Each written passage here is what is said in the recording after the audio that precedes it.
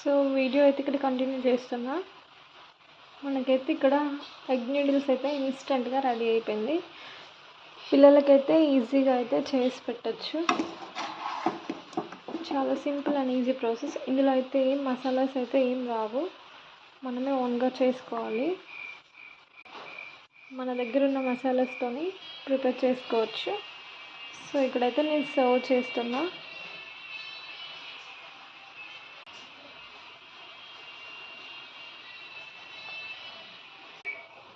చూసారు కదా previous video, చాలా సింపుల్ అండ్ ఈజీ ప్రాసెస్, చాలా బాగుంటుంది.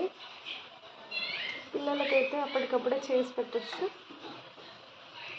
చాలా యమ్మీగా తినేస్తారు.